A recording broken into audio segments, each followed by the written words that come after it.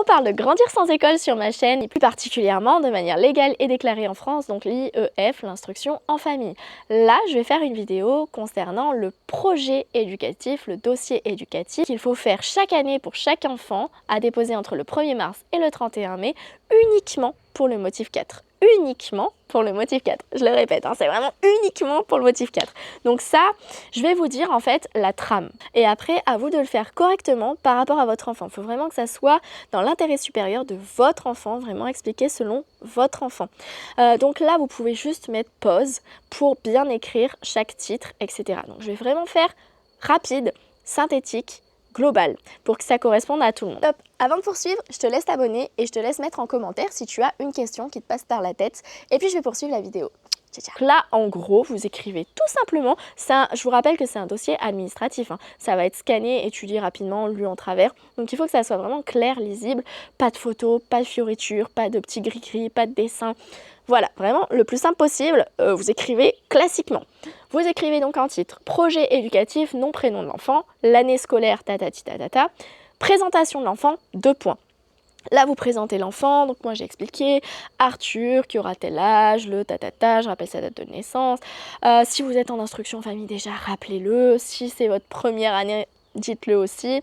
Et voilà, et donc du coup tu dis le choix que tu fais de pédagogie. Voilà, tu t'expliques ta pédagogie. Nous par exemple c'est une pédagogie active et de projet. Donc voilà, tu expliques tout ça. Tu expliques ta vision de l'instruction en famille. Par exemple, rapidement, moi j'ai marqué que l'instruction en famille permet d'avoir plus de temps justement en famille pour échanger ou jouer. Ce cadre lui permet d'être plus épanoui. Ça c'est vraiment une phrase que j'ai glissée comme ça pour adoucir un petit peu le dossier. Vous expliquez les particularités de votre enfant, donc ça je l'ai laissé dans présentation de l'enfant. Donc par exemple qu'il a du mal à se concentrer quand il y a du bruit, voilà, vous mettez vraiment tout ce que vous avez à mettre par rapport à votre enfant, vous décrivez votre enfant. Vous n'êtes pas obligé de parler de fratrie, moi je parle pas de son grand frère, je parle pas, ou de son grand frère, je parle pas de son petit frère dans son dossier, vraiment je parle pas de fratrie. Après j'ai glissé quel apprenant il est, donc ça vous pouvez regarder, il y a des tableaux, il y a des tests à faire si vous voulez. Moi par exemple j'ai marqué que c'est un apprenant kinesthésique, ça je l'ai pas marqué pour mon grand, mais là pour mon petit je trouvais que c'était pertinent de vraiment expliquer grossièrement sa manière de fonctionner. Ensuite, donc ça fait un petit paragraphe comme ça, c'est assez rapide et synthétique, mais vous expliquez globalement des choses sur votre enfant. Voilà, pourquoi vous faites l'instruction en famille finalement. Ensuite, vous marquez moi je marque juste en gras un peu plus gros et ensuite je fais mon petit paragraphe classique et puis je marque en gras, voilà, je mets pas de petit A, petit B, il n'y a pas de sommaire, classique. Ensuite je marque personne chargée d'instruire le prénom de l'enfant.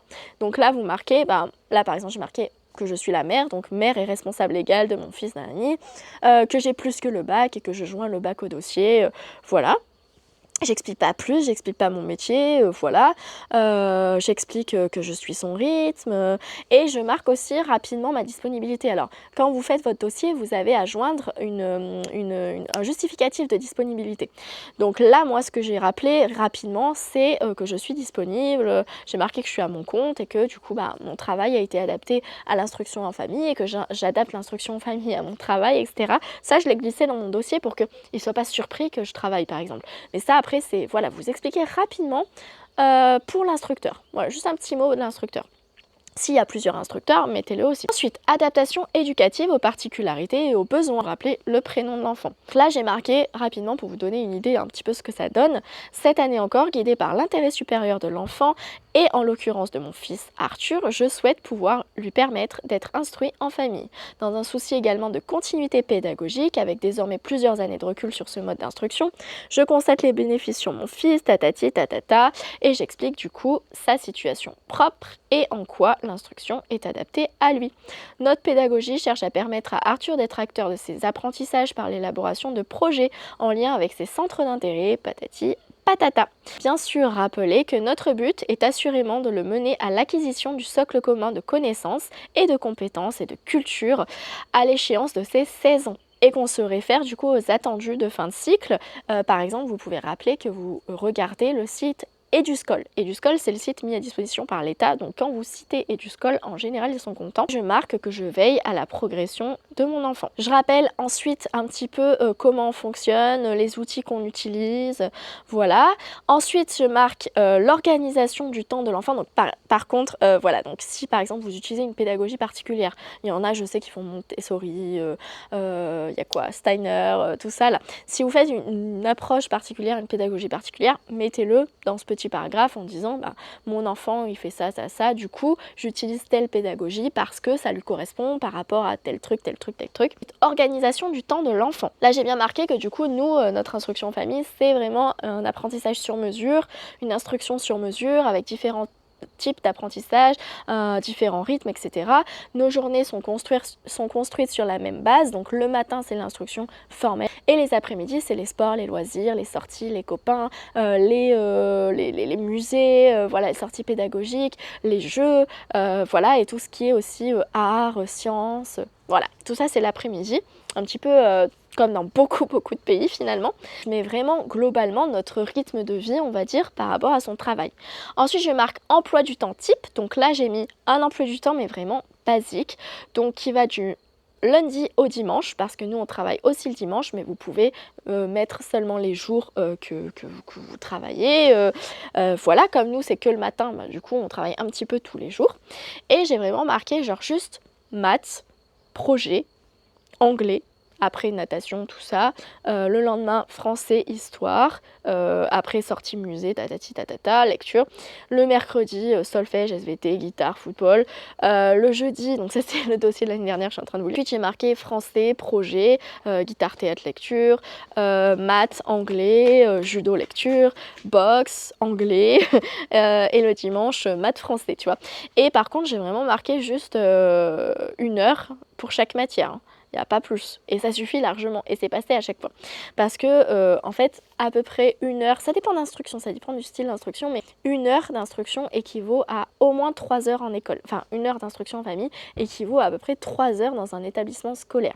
Donc ça c'est à savoir aussi, hein. Vous n'êtes pas obligé de blinder, vous n'êtes pas obligé de suivre le planning, l'emploi du temps scolaire, 8 heures, midi, nanani, nanana, jusqu'à 16 heures, etc. Pas du tout, et puis comme je vous disais, bah, vous pouvez adapter, comme nous on travaille le dimanche matin, aucun problème, vous vous adaptez par rapport à du coup bah, votre vie, votre instruction, votre style d'instruction. Ensuite j'ai marqué les outils pédagogiques. Donc dans les outils pédagogiques j'ai marqué plusieurs pédagogies, la pédagogie par le jeu, la pédagogie par thématique, et j'explique, et davantage de formels. Donc là j'ai marqué tous les principaux cahiers, principaux manuels, principales méthodes ou sites internet ou que sais-je que vous utilisez, que vous suivez. Là si vous avez un cours par correspondance, bah, c'est le moment de mettre par exemple le projet éducatif de votre cours par correspondance, ou voilà, expliquer ce que votre cours par correspondance fait. Rappelez aussi que vous veillerez à ce que bah, votre enfant, hein, vous mettez le prénom, progresse dans chaque domaine du socle commun grâce au cahier d'activité, à la progression, à la production écrite pour son travail,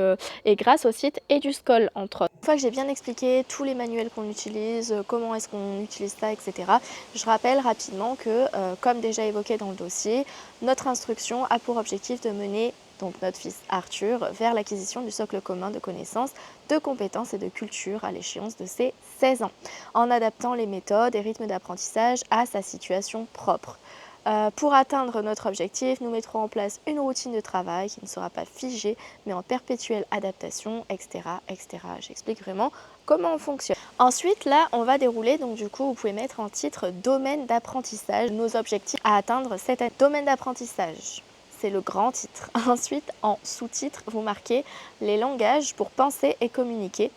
Et là, vous mettez un point, comprendre, s'exprimer en utilisant la langue française à l'oral et à l'écrit. Donc là, j'explique comment on va faire le français, globalement. En gros, c'est le français. Donc là, ah mince, attendez. Ça m'a mis tout en bas, c'est pas pratique. Ah oui, aussi très important, vous voyez, moi je le fais sur mon téléphone, il n'y a pas besoin d'avoir un ordi ou je ne sais quoi, j'utilise Google Doc et sur mon téléphone portable je fais le fichier tout simplement. et vous pouvez le mettre en PDF, etc. Là, c'était l'année dernière, j'avais marqué par exemple, si ça peut vous aider, Arthur présente actuellement des défauts de prononciation des sons che et se. L'objectif pour cette année est donc principalement de corriger ses défauts de langage et de l'aider à développer ses capacités à l'oral et à lui donner confiance dans la prise de parole. Le français étant une langue vivante, nous ferons vivre cette langue à travers le jeu, la poésie, etc. etc. Donc j'explique vraiment tout ce qu'on va utiliser, aussi pour l'écriture. Aussi, je rappelle que nous allons régulièrement à la médiathèque, voilà, au moins une fois par semaine. Donc ça, je le rappelais, donc c'était pour l'année dernière, le dossier de l'année dernière. Je rappelais que donc on allait régulièrement à la médiathèque et qu'on étudiait également des fables ou des poésies. Ensuite, en deuxième point, dans la même rubrique, vous marquez « Comprendre, s'exprimer en utilisant une langue étrangère et, le cas échéant, une langue régionale ». Donc là, on explique en gros comment est-ce qu'il fait l'apprentissage d'une langue étrangère. Là, c'est le moment, si vous êtes une famille bilingue, trilingue, que sais-je, et bien vous marquez. Si c'est un intervenant qui vient, vous le marquez. Nous, par exemple, c'est ma meilleure amie qui est américaine et sa femme qui est colombienne. Voilà, donc du coup, anglais, espagnol, c'est assuré par la famille, l'entourage, mais c'est aussi par des films. C'est aussi pour notre grand, maintenant, il aime bien sur son téléphone avoir... Ethan, c'est quoi déjà que tu utilises pour l'anglais? Duolingo, voilà. Par exemple, Duolingo. Donc, vous avez plusieurs manières possibles d'apprendre les langues vivantes que pour le moment on ne l'inclut pas plus que ça parce que donc là c'était pour notre fils Arthur, comme là il était en plein apprentissage de la grammaire, de la conjugaison, etc. On voulait pas rajouter trop de choses lourdes en plus, en supplément, donc on se concentrait, on va dire, sur le français, mais voilà, l'apprentissage en allant en voyage, etc. Il a appris plein de mots, même en italien, en espagnol, même en hongrois, voilà, il a appris des mots dans plusieurs langues, et puis surtout la construction, la compréhension même de langues différentes, c'est important pour, on va dire, la musicalité à l'oreille aussi de différentes langues et cultures. Ensuite, un autre point, comprendre, s'exprimer en utilisant les langages mathématiques, scientifiques et informatiques. Pareil, vous expliquez comment est-ce que vous allez dérouler au niveau mathématique scientifique. Comment vous allez faire? Par exemple, là, je vois que j'expliquais qu'on allait faire davantage de géométrie et qu'on allait commencer la programmation avec Scratch. Voilà, donc là, je rappelle, c'était quand il avait 8 ans. C'était pour son dossier 8-9 ans, on va dire. Voilà, donc qu'il allait faire, on allait continuer notre lancée sur résoudre des problèmes, faire des calculs, du calcul mental, etc. Vraiment très rapidement, hein, vous voyez, ça fait vraiment un tout petit texte. Alors là, sur le téléphone, ça peut être impressionnant, mais ça fait 3, maximum 4 phrases, tu vois, sur ce point, voilà, d'explication. Ensuite, vous avez un autre point, comprendre, s'exprimer en utilisant les langages des arts et du corps. Donc là, c'est le moment, si vous faites des activités, si vos enfants, par exemple, du judo, du théâtre, etc., l'art sous toutes ses formes, sportives, culturelles, c'est le moment de dire tout ce que vous allez faire et aussi tout ce qui est mis à disposition. Par exemple, Arthur aura la possibilité d'utiliser différents moyens d'expression tels que le dessin, des crayons de couleur, nanani, vous pouvez mettre tout ce que vous voulez, du collage, des déguisements, voilà, il y a une machine à coudre, de la musique, danser, qu'on va également dans des musées où il peut observer l'art sous différentes formes, mais aussi au conservatoire où il pratique le solfège, le chant, la guitare.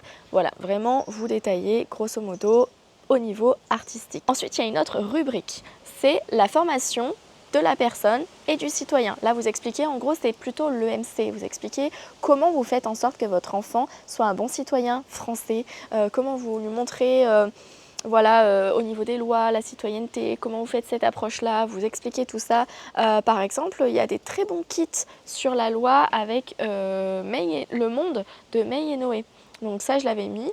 Qui côtoie des clubs sportifs, le théâtre, le collectif de notre ville, voilà, qui a vraiment plusieurs moyens de s'exprimer et de comprendre au niveau social, au niveau voilà, de la citoyenneté. Ensuite, une autre rubrique, les systèmes naturels et les systèmes techniques. Alors là, c'est un petit peu plus vaste si vous ne comprenez pas forcément. Moi, j'ai marqué Arthur profite de l'influence de la passion de son grand frère pour ce domaine et donc développer un intérêt certain pour les systèmes naturels et les sciences. Même s'il bénéficie des grandes descriptions et explications de son frère, il a besoin d'expérimenter, de faire, de vivre des choses pour apprendre et comprendre. Même s'il a bien évidemment accès aux mêmes ressources littéraires que son frère, nous préférons passer par la pratique et le récit vivant pour Arthur. Donc vraiment, on montre qu'on s'adapte à lui et on montre comment il apprend. Voilà, vous voyez, c'est vraiment une phrase, je rentre pas forcément dans les détails. C'est vraiment pour expliquer qu'on fait ce point-là. de telle manière. Donc là, pour une fois, je parle de son frère, mais sinon le reste du temps, j'en parle pas forcément. Comme je vous ai dit, vous pouvez pas forcément parler de la fratrie, mais si vous avez des domaines communs, si c'est lui qui est la source d'apprentissage ou de curiosité, et ben vous le mettez, vous pouvez le mettre dans le dossier, vous mettez tout ce que vous pensez pertinent. Une autre rubrique, les représentations du monde et de l'activité humaine. Donc là, nous on explique qu'on fait beaucoup de voyages, etc. Si jamais ça vous intéresse, il y a des défis environnementaux qui s'appellent MPP, donc Ma Petite Planète. Ça, on a dit qu'on y avait participé. Donc au niveau écologique, mais aussi au niveau de l'histoire de la France ou mondiale, ou voilà, de l'histoire de manière générale. Là, par exemple, j'ai expliqué qu'on avait étudié l'Antiquité, etc. On est carrément allé à Rome, où on a visité des monuments, des musées, vraiment être au cœur de l'histoire. Et voilà, que j'explique que c'est surtout lors de nos voyages qu'on met ça en place. Donc là, on en a terminé pour les domaines, enfin moi en tout cas, j'en avais terminé, j'ai arrêté là, j'ai vraiment expliqué juste ces points-là. Par contre, j'ai ajouté donc dans notre dossier éducatif nos objectifs. Donc c'est pas vraiment une programmation du coup que j'ai fait. Il y en a vraiment qui font une programmation semaine par semaine, etc. etc. Moi, j'ai plutôt juste listé nos objectifs. Donc on va passer à la suite. Pour les objectifs, j'ai séparé vraiment en 2 catégories. Tout simple, j'ai marqué objectif en français pour l'année nanana et objectif en mathématiques pour l'année nanana. Par exemple, là j'avais marqué dans les objectifs avoir une lecture plus fluide, une compréhension de l'écrit, ce blocage de la lecture qui impacte certains apprentissages, etc. Entraînement en lecture à voix haute, voilà, plein de choses comme ça, arriver à copier des textes, arriver à rédiger des petits textes, améliorer son orthographe, etc. Vraiment les points où on va se concentrer sur ça et améliorer son temps de concentration aussi. Ensuite, objectif pour mathématiques, pareil, j'ai même pas mis des points ou quoi que ce soit, j'ai vraiment mis objectif et j'ai fait la liste des objectifs, des points qu'on va regarder cette année, quoi. J'ai pas accentué, j'ai pas détaillé, j'ai pas marqué non plus comment est-ce qu'on allait répondre à ces objectifs-là. J'ai vraiment brutalement mis les objectifs uniquement pour le français et les maths parce que pour nous, c'est la base du formel français-maths, savoir écrire, compter, calculer, lire, voilà, la base, quoi. Et après, tout ce qui est sciences, histoire, etc., c'est plus nous une approche différente qu'on fait. Voilà. Ensuite, j'ai quand même mis un encart sociabilisation parce que ça, c'est hyper, ça fait partie des préjugés de l'IEF et donc il y a des personnes qui lisent notre dossier qui ne sont pas forcément pour l'IEF, etc. Donc j'explique en fait comment est-ce qu'ils côtoient d'autres enfants et notre objectif de côtoyer beaucoup d'enfants de son âge ou à peu près son âge, de différentes cultures, de différents milieux. Voilà, donc j'explique aussi qu'il va donc dans des clubs sportifs, donc je pense qu'ils l'ont compris à force, je l'ai répété plusieurs fois, qu'il va aussi au centre aéré, qu'il va dans ce qui s'appelle les foyers ruraux, qui fait des activités avec la ville, mais aussi notre groupe d'instruction en famille, donc il voit aussi des enfants donc, de tout milieu et que ça soit scolarisé ou pas scolarisé. Voilà, un milieu assez varié. Et ensuite, j'ai mis quelque chose qui n'est absolument pas obligatoire, mais c'est-à-dire nos valeurs éducatives. J'ai juste mis un petit encart pour nos valeurs éducatives. Pourquoi est-ce qu'on fait l'instruction en famille de manière globale et en quoi en fait notre instruction en famille est riche pour notre enfant et correspond à nos valeurs éducatives. Mais attention qu'on s'entende, je ne dénigre jamais l'école, je ne parle jamais d'école dans nos dossiers, hein, c'est vraiment ce que je vous ai dit. Et ensuite une petite conclusion, et sur mon téléphone la conclusion ne fait que ça, voilà une conclusion avec les documents joints, donc la liste des documents joints. Donc j'ai rappelé en gros les documents joints et puis une petite conclusion. Voilà, ça fait quelques phrases sur un papier, hein, ça doit faire 3 phrases en gros. Mais en gros, j'ai marqué, donc conclusion, comme vous voyez, au regard de la situation propre d'Arthur et dans un souci de continuité pédagogique cohérente pour l'atteinte sereine de ses connaissances et ses compétences, tatati tatata, par rapport au socle commun français, nous souhaitons poursuivre l'instruction d'Arthur en famille, et ce, en vertu du 4e motif. Et j'ai rappelé du coup le texte de loi, quoi. J'ai marqué paru dans l'article, nanani, nanana, bon, je vais vous le dire, comme ça au moins si jamais vous voulez prendre note. Donc pour le motif 4, donc en vertu du 4e motif paru dans l'article R131-11-5, R131-11-5 du décret d'application numéro 2022-182, décret d'application numéro 2022-182 du 15 février 2022, modifiant à cette date les modalités d'exécution de la liberté d'instruction, entre parenthèses, dans le code de l'éducation. Voilà, nous vous prions de croire en l'expression de nos sentiments les plus respectueux. Point. Voilà, donc au total, ça fait combien de pages ça? Si on le mettrait en... Alors attendez, si on le mettrait en version page, ça ferait 15 pages. Vous voyez, ça fait quand même pas mal, hein, même en n'ayant pas trop de texte, ça fait quand même 15 pages. Alors après, moi j'aère énormément, voilà, hein, vous avez vu, c'est vraiment brut, je saute des lignes. Vous voyez, chaque paragraphe est assez petit. Je mets le titre en gras, un petit paragraphe, le titre en gras, un petit paragraphe. Je vous ai expliqué tout ce que j'ai mis dedans. Pour Ethan, c'était encore différent, lui c'était niveau lycée. Là, c'est pour la primaire, du coup, donc la plupart des personnes qui me contactent, c'est plus pour le niveau primaire. Il y a aussi quelques collèges, mais voilà, donc du coup, globalement, c'est les titres que j'ai mis pour les deux. Et ensuite, à l'intérieur, ça change, mais globalement, voilà ce qu'il y a à savoir et à faire. On se dit à très vite dans une prochaine vidéo. La prochaine vidéo, ça sera sûrement sur les cours par correspondance, la différence de tous les cours par correspondance, lequel je recommande pas forcément. Et voilà. À très vite. Ciao, ciao. Ciao, ciao. Instruction en famille. Grandir sans école. Regardez-moi les gamins. Wow. L'eau, elle est trop belle.